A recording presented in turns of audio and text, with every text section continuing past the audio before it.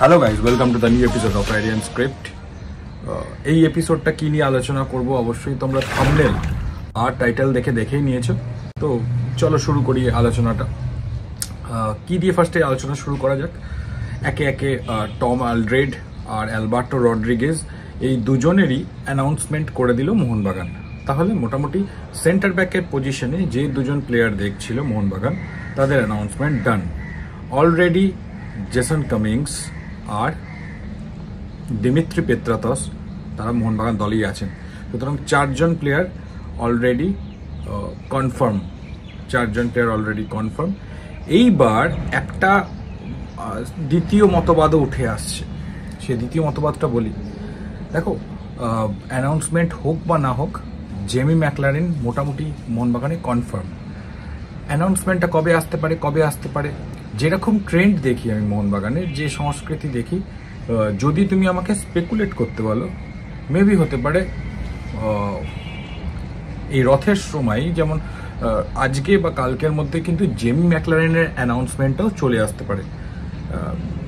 সেইটা সম্পূর্ণভাবে আমার স্পেকুলেশন, কারণ এই জিনিসগুলো সম্পূর্ণ মিডিয়া টিমের হাতে থাকে। সেটা তো আমার পক্ষে বলা সম্ভব নয়।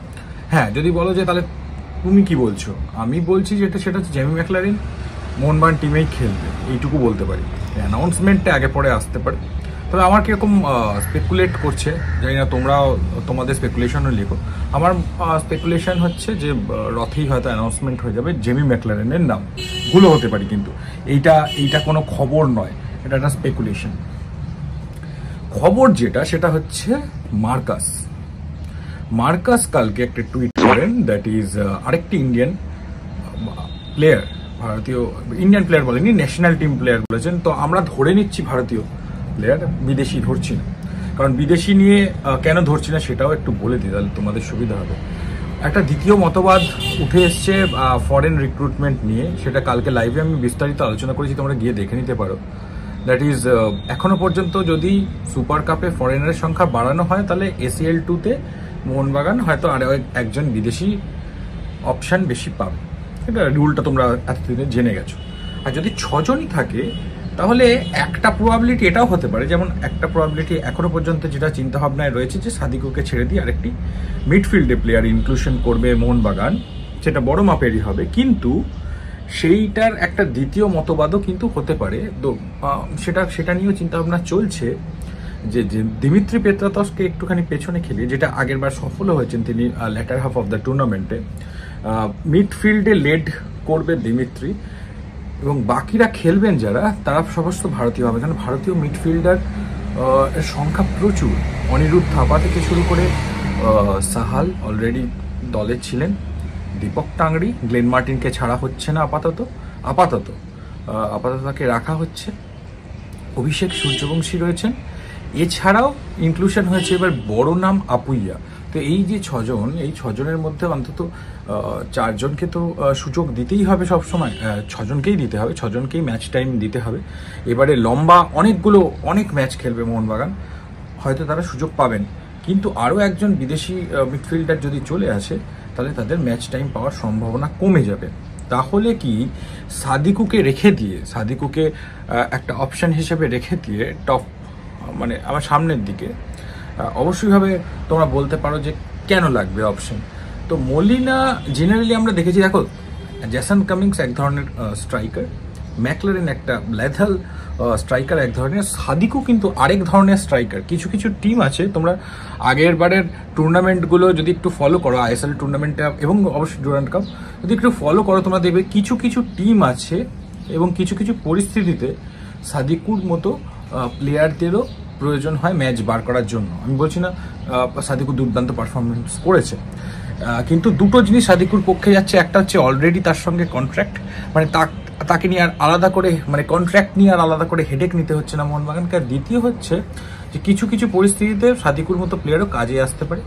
বাট ফাইনাল ডিসিশন কে নেবে মলিনা। তো মনে হচ্ছে এই একটা অপশনও আসতে পারে। এটা কিন্তু একটা অপশন, প্লেয়ার কিন্তু চোখে রেখেছে মোহনবাগান, অলরেডি চোখে রাখছে বা খুঁজছে মিডফিল্ডে,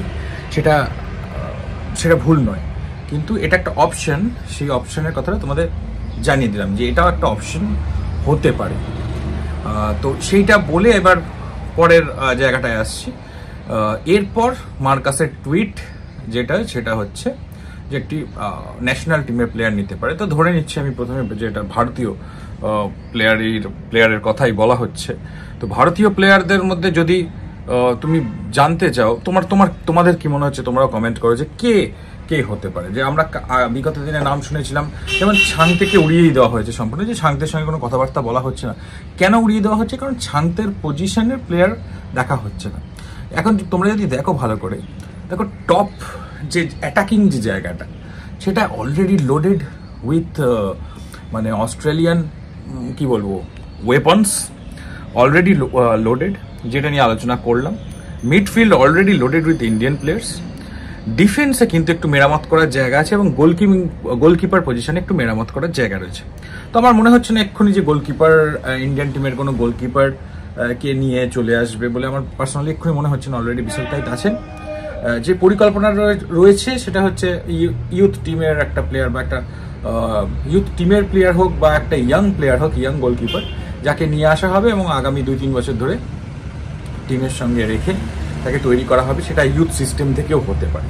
তো গোলকিপারটা এখানে বাদ চলে গেল। তাহলে কে হতে পারে? দেখো, অপশান যদি এমনি ডাইরেক্ট যে পজিশন না দেখে যদি অপশান দেখি, তাহলে জয় গুপ্তা আছেন। কারা আসতে পারেন আর কি, কার দিকে নজর থাকতে পারে? রহিম আলীর দিকে নজর থাকতে পারে, বিপিনের দিকে নজর থাকতে পারে, আমাদের নজর থাকতে পারে। তোমরাও গেস করো। হ্যাঁ, তোমরাও গেস করো। এটা একটা স্পেকুলেটিভ ভিডিও হচ্ছে যে কার নাম আসতে পারে। তো এই ধরনের এর মধ্যে কি বলবো, এই ধরনের স্পেকুলেশনের মধ্যে এই নামটাও একটা আসতে পারে, যে নাওরেম রোশন সিং। তোমরা প্লিজ ভুল করো না, নাওরেম মহেশ সিং কিন্তু নয়, নাওরেম রোশন সিং বেঙ্গালুরু ইউথ সিস্টেমেরই প্রোডাক্ট। বেঙ্গালুরু থেকে নাওরেম রোশন সিং লেফট ব্যাকের পজিশনে, সে কিন্তু একটা ভালো রকমভাবে অল্টারনেটিভ হতে পারেন শুভাশিসের। লম্বা হবে, অনেক বড় সিজন হবে, শুভাশিস একটা ব্যাকআপ দরকার, প্রয়োজন পড়তেই পারে। ইনফ্যাক্ট আনোয়ারেরও প্রয়োজন পড়তে পারে।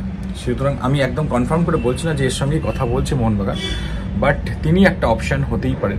আরও অপশান হতেই পারে, মানে ঈশান পণ্ডিত অপশান হতে পারেন। মানে এটা আমি জাস্ট ঈশান পণ্ডিতের কথা আমি বলছি না, মানে বলছি তোমরা লিখতে পারো এখানে যে তোমাদের কি মনে হচ্ছে যে ইন্ডিয়ান টিমের প্লেয়ার ভারতীয় দলে খেলে এরকম। আর আমার তো মনে হয় না মিডফিল্ডে আর পজিশনের লোক আসবে, স্ট্রাইকিং পজিশনের লোক, স্ট্রাইকারও আসবে না। গোলকিপার যেরকম বললাম, দেখো আসতেই পারে গোলকিপার, কিন্তু আমার মনে হচ্ছে যে পরিকল্পনাটা ছিল সেই পরিকল্পনা থেকে এক্ষুনি মোহনবাগান সরে যায়নি। তাহলে একমাত্র জায়গা তৈরি রইল ডিফেন্সে। তো ডিফেন্সে যে সমস্ত প্লেয়াররা অ্যাভেলেবেল রয়েছেন, সেভাবে জয়গুপ্তাকেও নিয়ে চলে আসতে পারে, বাট অনেককেই নিয়ে চলে আসতে পারে মোহনবাগান চাইলে, এবং মোহনবাগান কাকে চাইছে সেটা হচ্ছে একটা ব্যাপার। তো আমি অনেক স্পেকুলেশন এদিক ওদিক দেখে আমার যে নামটা পার্সোনালি, আমার যে নামটা মোস্ট সুটেবল বলে মনে হচ্ছে, এটা কিন্তু মনে করো আমি কিন্তু কখনোই বলছি না মোহনবাগানে সাইন করে দিয়েছে। আমার কাছে যে নামটা সুটেবল বলে মনে হচ্ছে সেটা হচ্ছে নাওরেম রোশন সিং। সে কিন্তু তার সঙ্গে তো কথা বলতেই পারে মোহনবাগান এই স্পেকুলেশনটার এগেনস্টে। তো চলো, এই ভিডিওটা ভালো লাগে থাকলে লাইক করো, কমেন্ট করে, শেয়ার করার জন্য তুমি অবশ্যই সাবস্ক্রাইব করে বেল আইকনটা ক্লিক করে দিও। এখন পর্যন্ত টাটা, অন্য ভিডিওতে অবশ্যই দেখা হচ্ছে। সাবস্ক্রাইব করে দিও।